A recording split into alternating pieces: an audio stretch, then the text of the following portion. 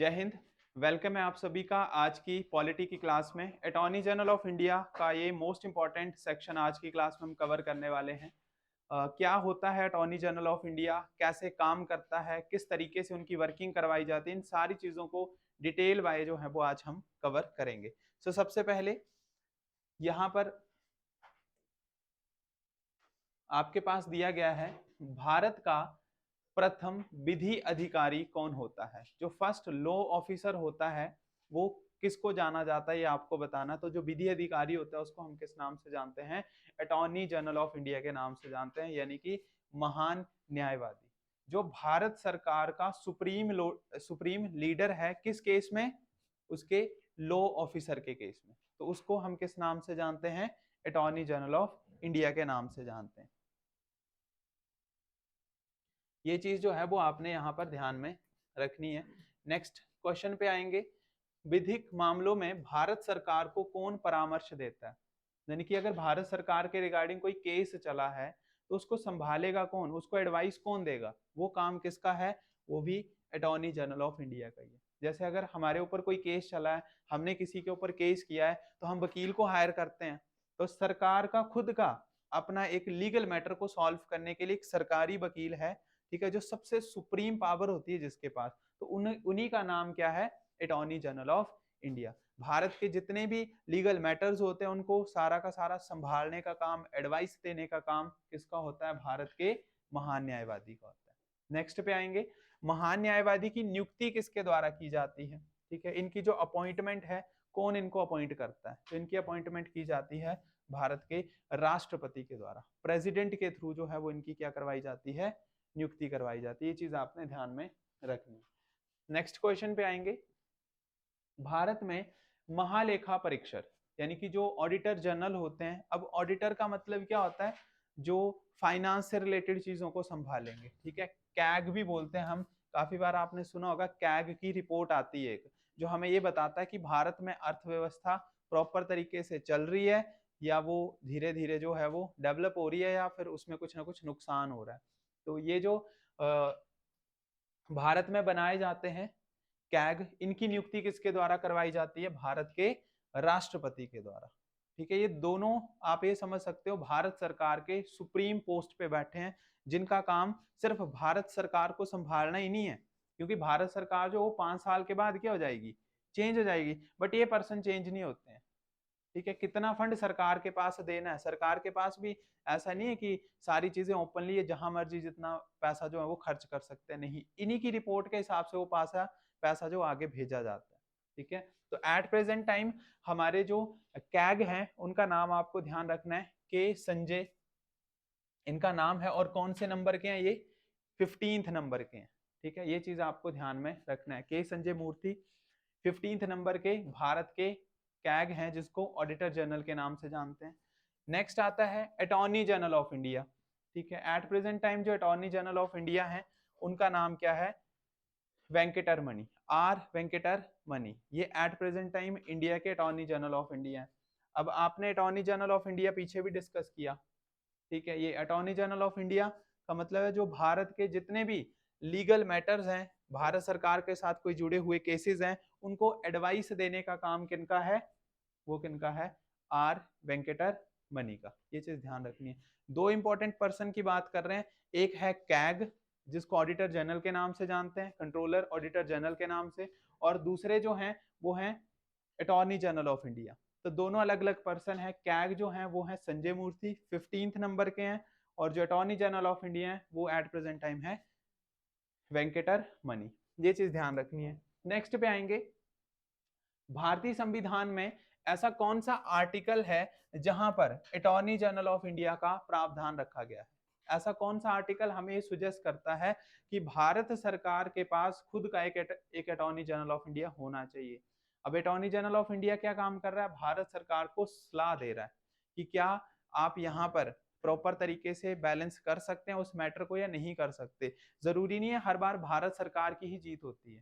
ठीक है, एक आम आदमी जो है वो भारत सरकार के खिलाफ, आपने सुना होगा, जैसे हम पॉलिटी में पढ़ के आए हैं, Keshavananda Bharati versus union of India का केस हुआ था, तो उसमें भारत सरकार हार गई थी। वहां पर कौन जीता? केशवानंद भारती जीता। और उसके बाद उस केस में कुछ ना कुछ संशोधन किए गए, ठीक है, कुछ ना कुछ अमेंडमेंटें वहां पर की गई हैं। तो यहाँ पर महान न्यायवादी की पोस्ट को इसीलिए रखा गया कि वो भारत सरकार को कुछ ना कुछ सुजेशन वहां पर प्रोवाइड करवा सके, ठीक है। नेक्स्ट आता है महान न्यायवादी बनने के लिए व्यक्ति को किस पद के योग्य होना जरूरी है। यानी कि अगर किसी पर्सन को अटॉर्नी जनरल ऑफ इंडिया अगर बनाया जा रहा है तो आप ये समझ लो कि वो कौन सी पोस्ट के लिए होना जरूरी है।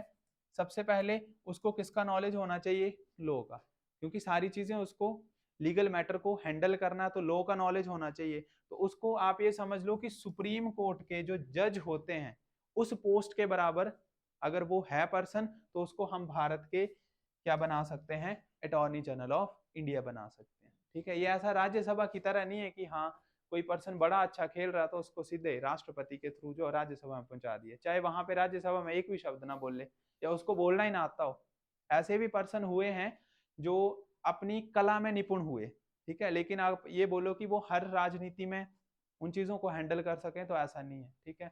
बिस्मिल्लाह खान आपने पढ़े हैं, भारत के चारों सुप्रीम अवार्ड उनको मिले हैं, ठीक है, लेकिन अगर उनको लोकसभा या राज्यसभा में उतारा जाता तो हो सकता है वो शायद उतना अच्छा काम उसमें ना कर पाते। हर किसी का अपना अपना इंटरेस्ट है, हर किसी का अपना अपना क्या है, एक क्राइटेरिया है जिसके अंदर वो अपना बेस्ट टू बेस्ट देने की कोशिश करते हैं। तो सुप्रीम कोर्ट का जो जज है उसको हम अटॉर्नी जनरल ऑफ इंडिया में रख सकते हैं। अच्छा, अटॉर्नी जनरल ऑफ इंडिया जो है वो किसका लीगल एडवाइजर जाना जाता है, तो मैंने आपको बता दिया गवर्नमेंट ऑफ इंडिया, भारत सरकार के लीगल एडवाइजर होते हैं। जो भी भारत में डिफरेंट केसेस हैं उनको हैंडल करने का काम इन्हीं का होता है, ठीक है। जैसे अभी एक काफी एक फेमस केस भारत में चला हुआ था, हाँ, इच्छा मृत्यु के बारे में, ठीक है। हरीश राणा का एक केस चला हुआ था जिसमें वो पर्सन लंबे समय में वो बीमारी से जूझ रहा था और वहां उनके पेरेंट्स ने बोला था कि इस पर्सन को इच्छा मृत्यु जो है वो दी जाए। हालांकि आर्टिकल 21 उस चीज को क्या करता है, डिनाई करता है कि आप किसी की भी लाइफ को छीन नहीं सकते। तो हनन तो हो रहा है, लेकिन भारत में पहली बार ऐसा हुआ है कि वहां पर इच्छा मृत्यु को स्वीकृति जो है वो दी गई है। तो यहाँ पर ये जो सलाहकार है ये भारत सरकार को एडवाइस दे सकते हैं कि अगर कोई ऐसा मैटर होता है तो हम उसमें क्या क्या चेंजेस लेके आ सकते हैं, ठीक है। नेक्स्ट पे आएंगे।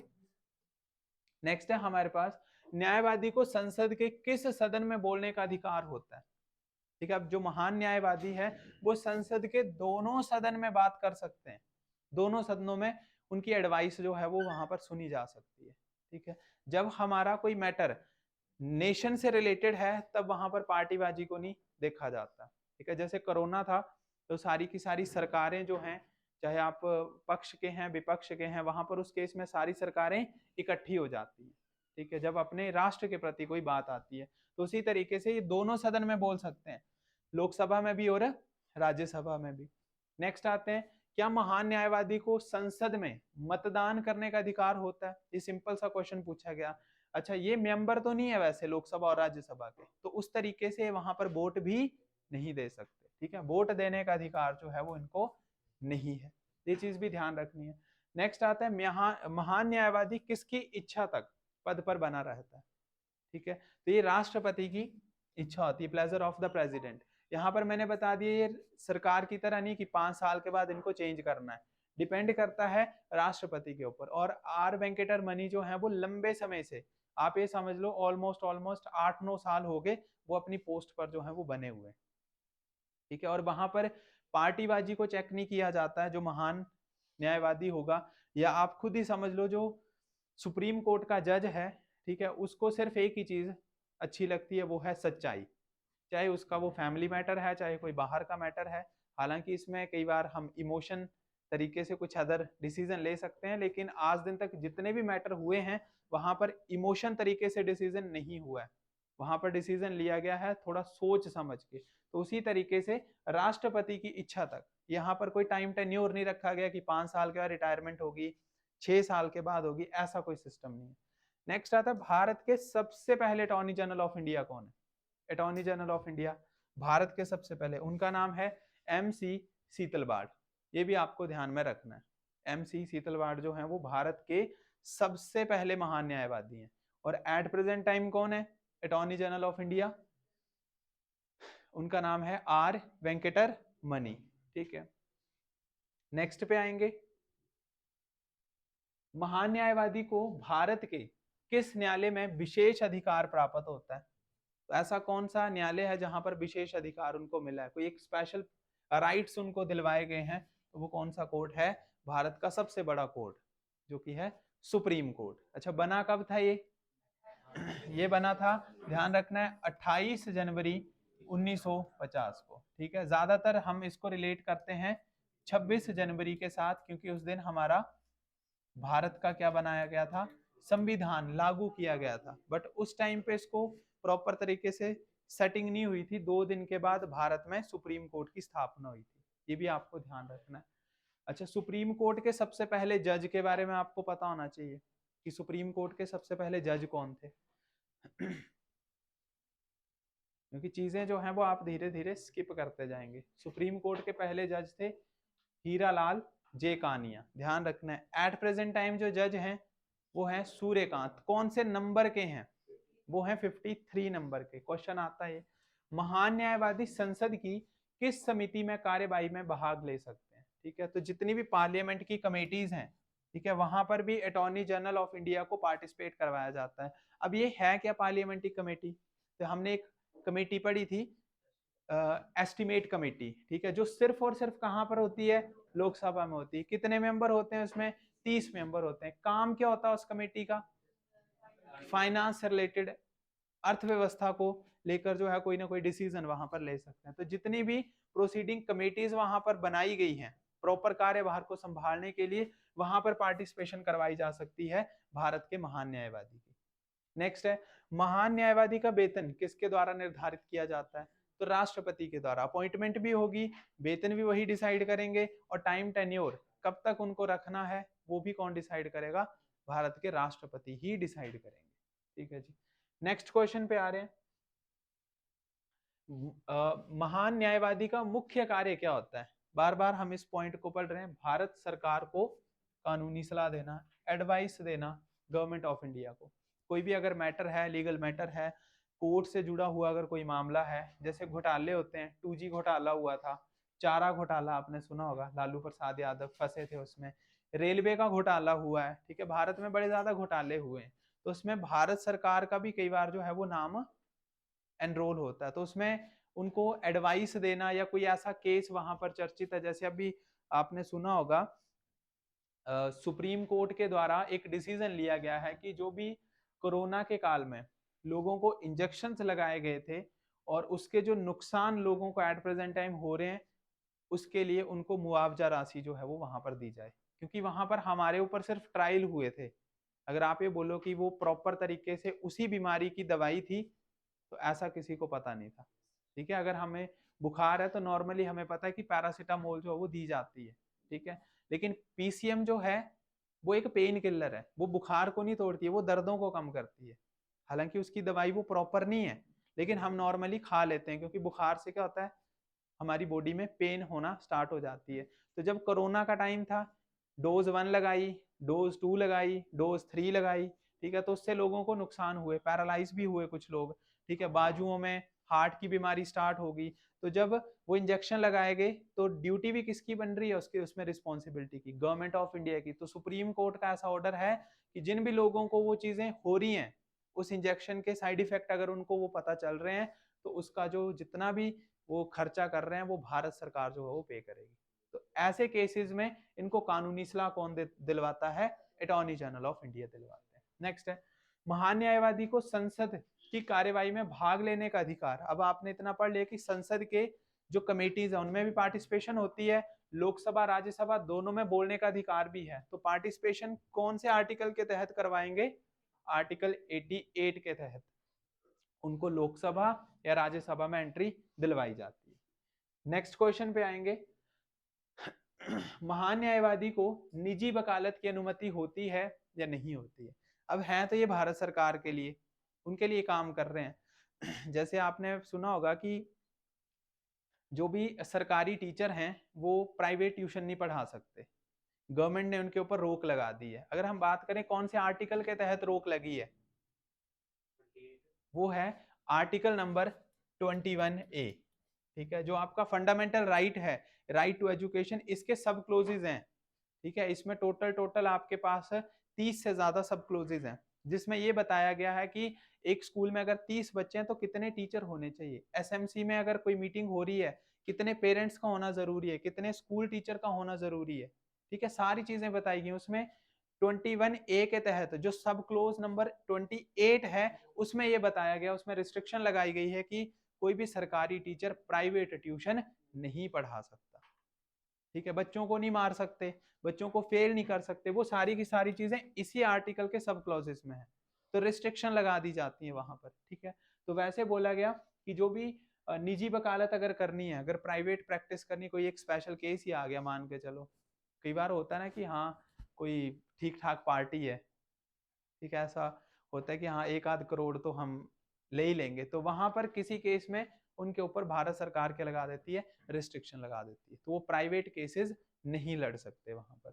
नेक्स्ट आता है महान न्यायवादी को भारत सरकार के विरुद्ध मुकदमा लड़ने की अनुमति होती है या नहीं होती है, तो वो नहीं होगी, वो तो एक एडवाइजर है ना, तो वो भारत सरकार के खिलाफ मुकदमा नहीं लड़ सकते, वो भारत सरकार के साथ चलेंगे।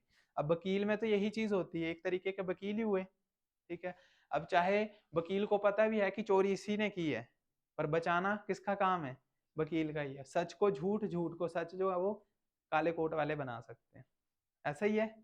ठीक है, अच्छा और एक चीज और, भारत में पावर भी सबसे ज्यादा किसकी है, मतलब अगर आप दो चीजों से बच गए ना तो आप जिंदगी जी गए, एक है काले कोट वाले और एक है सफेद कोट वाले। ठीक है, तो काले कोट और सफेद कोट से अगर आप बच के निकल गए तो मतलब आपका जीवन जो है वो सफल हो गया, पर कलयुग है, इनसे बचना जो है वो नामुमकिन है। ठीक है, महान न्यायवादी अगर बात करें, महान न्यायवादी को किस मंत्रालय से रिलेट किया गया है, तो कानून और न्याय मंत्रालय जो है। ठीक है, कानून और न्याय मंत्रालय, ministry of law and justice. आपको भारत के मिनिस्ट्री और जो आपके लॉ मिनिस्टर है उनके बारे में पता होना चाहिए। कुछ टाइम पहले जो थे उनका नाम था किरण रिजिजू, और एट प्रेजेंट टाइम जो इंडिया के लॉ एंड जस्टिस मिनिस्टर बनाए गए उनका नाम है अर्जुन राम मेघवाल।